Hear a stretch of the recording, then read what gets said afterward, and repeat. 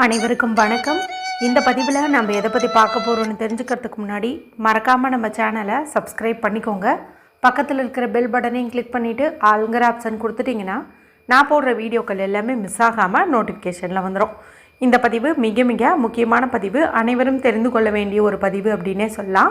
ஒரு சில வீடுகளில் பார்த்திங்கன்னா எப்போதுமே பணம் சேரவே மாட்டேங்குதுன்ட்டு அடிக்கடி கவலைப்படுவாங்க. அதாவது கை நிறைய சம்பாதிப்பாங்க, இருந்தாலும் அந்த பணமானது ஏதாவது ஒரு வகையில் செலவாயிரும். இப்போ 10 ரூபாய் சம்பாதிக்கிறாங்க அப்படிங்கும்போது 100 ரூபாய்க்கான செலவு பின்தொடர்ந்து வந்துடும். இந்த மாதிரி நிறைய பேர்த்துக்கு நான் கேள்விப்பட்டிருக்கிறேன். எனக்கும் சில சமயங்களில் இந்த மாதிரிலாம் நடந்திருக்குது. வர வருமானம் 1000 ரூபாய் அப்படிங்கும்போது 10,000த்துக்கான செலவு காத்துட்ருக்கோம். என்னடா இது, ஒரு 1000 ரூபாவை கையில் கொஞ்ச நேரம் கூட வச்சு பார்க்க முடியலையே அப்படின்னு வருத்தப்பட்ட காலமெல்லாம் உண்டு. இதுபோல் பண பற்றாக்குறை இருக்குது, எனக்கு வர வேண்டிய பணமே தடைபட்டு போகுது, நல்லா ஒரு பொருளாதார முன்னேற்றம் ஏற்படவே மாட்டேங்குது அப்படின்னு வருத்தப்படுறவங்கெல்லாம் இப்போ நான் சொல்லக்கூடிய எளிமையான இந்த பரிகாரத்தை நீங்கள் செஞ்சு பாருங்கள். கண்டிப்பாக உங்களுக்கு கைமேல் பலன் நிச்சயம். இந்த பிரபஞ்சத்தில் எந்த இடத்துல இருந்தெல்லாம் உங்களுக்கு பணம் வரணும்னு இருக்குதோ அதெல்லாம் மின்னல் வேகத்தில் தடையில்லாமல் உங்களை தேடி வரும் அப்படின்னே சொல்லலாம். சரி, அது என்ன பரிகாரம், எந்த நாளில் செய்யணும், அதுக்கு தேவையான பொருள் என்ன அப்படின்னு பார்த்துடலாம். நாளை நமக்கு ஜனவரி மாதத்தின் 22ஆம் தேதி, தை மாதத்தின் 8ஆம் தேதி நிறைஞ்ச வியாழக்கிழமை. வியாழக்கிழமை அப்படிங்கிறது பொன்னையும் பொருளையும் அள்ளித்தருகின்ற குபேரருடைய வழிபாட்டுக்கும் தடையில்லாமல் சுபகாரியங்களை நடத்தி தரக்கூடிய குரு பகவானுடைய வழிபாட்டுக்கும் ஏற்ற ஒரு நாளாக கருதப்படுது. இந்த நாளை மேலும் விசேஷம் சேர்க்கும் விதமாக விநாயக பெருமான் வழிபாட்டுக்கு உரிய வளர்பிறை சதுர்த்தியானது நாளைக்கு நமக்கு அமைஞ்சிருக்குது. மாதத்தில் 2 முறை இந்த சதுர்த்தி திதி வரும், வளர்பிறை தேய்பிறை அப்படின்ட்டு. இதில் வளர்பிறை சதுர்த்தி நாளில் நம்ம வளமான வாழ்க்கையின் முன்னேற்றத்துக்கு என்னென்ன வள வேணுமோ அதெல்லாம் நம்ம விநாயக பெருமானிடம் வேண்டி பெற வேண்டியது அப்படின்னு சொல்லலாம். தேய்பிறை சதுர்த்திங்கிறது பார்த்திங்கன்னா சங்கடகர சதுர்த்தி. அந்த நாளில் கஷ்டங்கள் தீர்வதற்காக நம்ம வேண்டுதல் வைக்கணும். அதுவும் இது பார்த்திங்கன்னா ஷாமலா நவராத்திரி இப்போ நடந்துட்டுருக்குதுங்க. அதில் நமக்கு இது வரக்கூடிய சதுர்த்திங்கிறதுனால ரொம்ப சிறப்பு அப்படின்னு சொல்லலாம். அது மட்டும் இல்லாமல் மகாராஷ்டிரா போன்ற வட மாநிலங்களில் இதை கணேச சதுர்த்தி அப்படின்னு சொல்லுவாங்க. நாம் எப்படி விநாயகர் சதுர்த்தி வழிபாடு செய்கிறோம் அது மாதிரி இந்த சதுர்த்தியை தான் அவங்க கணேச சதுர்த்தி அப்படின்னு சொல்லிட்டு நல்ல கோலாகலமாக வழிபாடு செய்வாங்க. மேலும் இந்த முறை நமக்கு வியாழக்கிழமை நாள் இந்த சதுர்த்தி வந்திருக்கிறதுனால இதை நம்ம குபேர சதுர்த்தி அப்படின்னே சொல்லலாம். இந்த நாளில் காலையிலேயே குளிச்சுட்டு விநாயகர் பெருமான் படம் வச்சுருந்தீங்கன்னா தூய்மைப்படுத்திக்கோங்க, விக்கிரகம் வச்சுருந்தீங்கன்னா அபிஷேகம் செஞ்சுக்கோங்க, சந்தன குங்குமம் இட்டுக்கோங்க. விநாயகர் பெருமானுக்கு உகந்த அருகம்புல் நீங்கள் அவருக்கு சாட்டி வைக்கலாம். அதே போல் வெள்ளை இருக்கும் பூக்கள் வைக்கலாம். மேலும் நாளைக்கு பார்த்தீங்கன்னா வியாழக்கிழமை நாளாக இருக்கிறதுனால நீங்கள் இந்த கொண்டக்கடலை சுண்டல் வச்சு படைக்கிறது ரொம்ப ரொம்ப விசேஷம். இந்த மாதிரி பண்ணுங்கள். இப்போ வீட்டுக்கு பக்கத்தில் கோவில் இருக்குதுன்னா நீங்கள் கோவிலுக்கு கூட இது மாதிரி சுண்டல் செஞ்சு எடுத்துகிட்டு போயிட்டு அங்கே வரக்கூடிய பக்தர்களுக்கு நீங்கள் கொடுக்கலாம். கோவிலுக்கு போகும்போதும் நீங்கள் மறக்காமல் அருகம்புல் வாங்கிட்டு போங்க. வாங்கிட்டு போயிட்டு இப்போ கோவில் அர்ச்சகர்கிட்ட சொல்லுங்கள், பூஜையெல்லாம் முடிஞ்ச பிறகு அந்த அருகம்புல் எனக்கு கொஞ்சம் எடுத்து கொடுங்கன்னு சொல்லுங்கள். அவர் அந்த புல் எடுத்து தருவார் இல்லையா, அதை நீங்கள் என்ன பண்ணீங்க அப்படின்னா கொண்டு உங்களுடைய பணப்பெட்டியில் அதே போல் நகை வைக்கக்கூடிய இடத்துல வைங்க.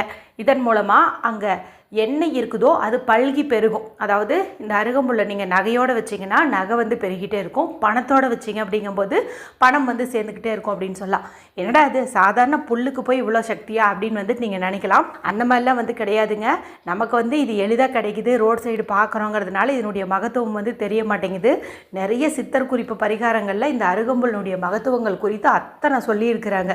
படிக்க படிக்க ஆச்சரியமாக இருக்கும், இதுக்கா இந்த சக்தி அப்படின்ட்டுலாம் இருக்கும். அதனால் கோவிலுக்கு போனீங்க அப்படின்னா மறக்காமல் நீங்கள் இந்த மாதிரி வாங்கிட்டு வைங்க. வீட்லேயே அருகம்புல் வச்சு வழிபாடு செஞ்சீங்க அப்படின்னாலும் அதில் ஒரு 2 புல் எடுத்து நீங்கள் பணம் வைக்கக்கூடிய இடத்துல வச்சுக்கிறது அப்படிங்கிறது ரொம்ப ரொம்ப நல்ல பலனை கொடுக்கும். சரி, இதெல்லாமே பார்த்திங்கன்னா பொதுவான பரிகாரங்கள் அப்படின்னு சொல்லலாம். இப்போ இந்த குபேர சதுர்த்தியை முன்னிட்டு செலவே இல்லாத ஒரு பரிகாரம் சொல்கிறேன்னு சொன்னேன் இல்லையா, அது என்னன்னு பார்த்தலாம்.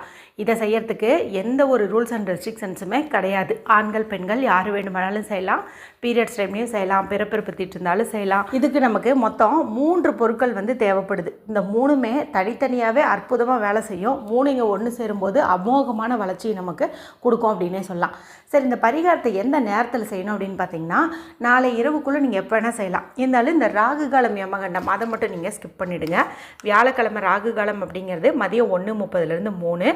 அதே போல் யமகண்டம்ங்கிறது காலையில் நமக்கு 6 மணிலேருந்து 7:30. இதை மட்டும் நீங்கள் ஸ்கிப் பண்ணிவிடுங்க.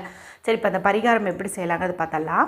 இதுக்கு நமக்கு சின்னதாக ஒரு தட்டு வந்து தேவைப்படுது. அந்த தட்டு வந்து எடுத்துக்கோங்க. சில்வரை கூட நீங்கள் வந்துட்டு எடுத்துக்கோங்க. இப்போ இதில் 1 ஸ்பூன் அளவுக்கு மஞ்சள் தூள் வந்து போடுங்க. மஞ்சள் தூளுங்கிறது மகாலட்சுமி தாயாரின் அம்சம் பொருந்தியது, குரு பகவானுக்கு உகந்தது. அதனால் இது 1 ஸ்பூன் போட்டுக்கோங்க. வீட்டில் கஸ்தூரி மஞ்சள் வச்சுருந்தீங்கன்னா அதுக்கு வந்து முன்னுரிமை கொடுங்க. ஏன்னா இது அமோகமான பணவரவு வந்து ஈர்த்து கொடுக்கக்கூடிய சக்தி கொண்டது. இது வரைக்கும் இல்லைன்னா வாய்ப்பு கிடைச்சா வாங்கிட்டு வந்து வச்சு கூட நீங்கள் செய்யலாம். சரிங்களா? சரி, இப்போ மஞ்சள் தூள் போட்டாச்சு இல்லையா? அடுத்து ஒரு துளி அளவுக்கு பச்சை கற்பூரம் இருக்குது இல்லையா, அதை எடுத்துக்கோங்க. அதை எடுத்துகிட்டு உங்களுடைய விரலால் அப்படி நசுக்கி பவுடர் மாதிரி பண்ணி இந்த மஞ்சள் தூளோடு வந்துட்டு கலந்துக்கோங்க. சரிங்களா? அடுத்து நமக்கு அருகம்புல் வந்து தேவைப்படுது. இப்போ வீட்டுக்கு பக்கத்துலேயே வெளியிலேயே வந்து நமக்கு அருகம்புல்லாம் வந்து கிடைக்கும். ரோட் சைடு வந்து கிடைக்கும். அதுலேருந்து ஒரு 10 புல் அப்படிங்கிற மாதிரி வந்துட்டு நீங்கள் பறிச்சுட்டு வந்துடுங்க. நல்லா தண்ணீரில் விட்டு அலசிடுங்க. இப்போ உங்களுக்கு வீட்டுக்கு பக்கத்தில் அருகம்புல் இல்லைங்கும்போது நாளைக்கு விநாயகர் பெருமான் கோவில் எங்கே இருந்தாலும் சரி, அங்கே கண்டிப்பாக வந்துட்டு அருகம்புல் வந்து விற்றுட்ருப்பாங்க. ஒரு 10 ரூபாய்க்கு வாங்கினீங்க அப்படின்னாவே நிறைய வந்து கிடைக்கும். சரிங்களா? நீங்கள் வந்துட்டு அதுலேருந்து கூட நீங்கள் வந்து எடுத்துக்கலாம். இப்போ எடுத்துகிட்டு நல்லா கழுவியாச்சு இல்லையா? அடுத்து வீட்டில் வந்து இடிக்கல் இருந்துச்சு, அதாவது நம்ம ரசத்துக்கெல்லாம் தட்டுவோம் இல்லையா, அந்த இடிக்கல் இருந்துச்சுன்னா அதில் இந்த அருகம்புல் போட்டு நல்லா வந்து தட்டிக்கோங்க. இப்போ இது ஒரு துணியில் வச்சு நல்லா இப்படி புழிஞ்சு எடுங்க. ஒரு 2 சொட்டாவது இந்த அருகம்புல்லுடைய அந்த சாறு நமக்கு வந்து தேவைப்படுது. அதனால் நல்லா அழுத்தி பிழிங்க. ஒரு 2 சொட்டு வந்து அந்த மஞ்சள் பச்சை கற்பூரம் கலந்து பாருங்கள், அது மேலே விழுந்துச்சு அப்படின்னா கூட ஓகே தான். இப்போ இதை ஒரு பேஸ்ட் மாதிரி நீங்கள் ரெடி பண்ணி வச்சுக்கோங்க. அடுத்தது நிலைவாசல் கதவுனுடைய வெளிப்புறம், அதாவது நம்ம வெளியிலேருந்து உள்ளே வரோம் இல்லையா, கதவு திறந்துக்கிட்டு அந்த பகுதியில் மத்தியில், அதாவது சென்டரில் நீங்கள் கொஞ்சம் கதவு வந்து நல்ல தண்ணீர் தொட்டு தொடச்சிருங்க. இல்லைனா அந்த நடுவில் இருக்கிற அந்த ஏரியாவையாச்சும் நீங்கள் தொடச்சிங்க அப்படின்னா கூட போதுமானதாக இருக்கும். இப்படி நல்லா ஒரு கையளவுக்கு வந்துட்டு தொடச்சி விட்டுருங்க. அதன் பிறகு உங்களுடைய வலது கையினுடைய மோதிர விரல், அதாவது ரைட் ஹேண்டுடைய ரிங் ஃபிங்கரை பயன்படுத்தி இந்த பேஸ்ட்டை தொட்டு ஸ்வஸ்திக் சிம்பல் வந்துட்டு நீங்கள் வரைஞ்சிக்கோங்க. இந்த ஸ்வஸ்திக் சிம்பல் அப்படிங்கிறது விநாயகர் பெருமானுக்கு உகந்தது. 4 திசைகள்லேருந்தும் பணவரவை ஈர்த்து தரக்கூடியது. மகாலட்சுமி தாயார் வசியமாகக்கூடிய ஒரு சிம்பல் அப்படின்னு இதை வந்துட்டு சொல்லலாம். இதை வந்துட்டு நீங்கள் போட்டுக்கோங்க. சாதாரணமாகவே நிலைவாசல் கதவில் ஸ்வஸ்திக் சிம்பல் வரையும் போது சுபகாரியங்கள் வந்து நடக்கும். வீட்டில் எல்லா விதமான நல்ல விஷயங்களும் வந்துட்டு நடக்கும். எந்த ஒரு துஷ்ட சக்திகளும் வீட்டுக்குள்ளே நுழையாதுன்னு வந்து சொல்லுவாங்க. இதில் நம்ம மகத்துவம் வாய்ந்த பச்சை கற்பூரம், அது கூட இந்த அருகம்புல் சாறு 2ஐயும் கலந்துருக்கோம். அதுவும் இந்த குபேர சதுர்த்தி அன்னைக்கு வந்துட்டு இதை நாம் பயன்படுத்தியிருக்கோம். அப்போ இதனுடைய அற்புதம் அப்படிங்கிறது எப்பேற்பட்டதாக இருக்கும் அப்படின்னு சொல்லி நீங்கள் நினச்சி பாருங்கள். சரிங்களா? இப்படி வந்து வரைஞ்சிக்கோங்க.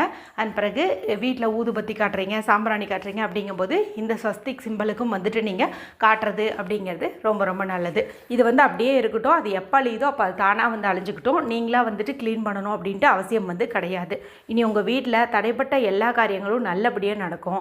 வரவேண்டிய பணமெல்லாம் டான்னு கைக்கு வரும். முடிஞ்சால் இந்த ஒரு வரி மந்திரத்தையும் நீங்கள் சொல்லிக்கிட்டு வரைகிறது நல்லதுங்க. அது என்ன மந்திரம் அப்படின்னு பார்த்தீங்கன்னா, ஓம் லம்போதராய நமக, ஓம் லம்போதராய நமக, ஓம் லம்போதராய நமக அப்படின்னு சொல்லிட்டு நீங்கள் வரைகிறது சிறப்பு. இப்போ இந்த வீடியோ பார்க்குற எல்லாருமே கொஞ்சம் சிரமம் பார்க்காம இப்போ நான் ஸ்க்ரீனில் காட்டின இந்த மந்திரத்தை கமெண்ட் செக்ஷனில் வந்துட்டு டைப் பண்ணுங்கள். இதை வந்து நிறைய பேர் பார்ப்பாங்க, படிப்பாங்க. அந்த புண்ணியமும் வந்து உங்களுக்கு கிடைக்கும். அதனால் அவசியம் வந்துட்டு எல்லாருமே கமெண்ட் பாக்ஸில் டைப் பண்ணுங்கள். வீடியோ பிடிச்சிருந்தா மற்றவங்களோடையும் ஷேர் பண்ணுங்கள், லைக் பண்ணுங்கள். மற்றும் ஒரு பயனுள்ள பதிவில் உங்களை சந்திக்கிறேன். நன்றி, வணக்கம்.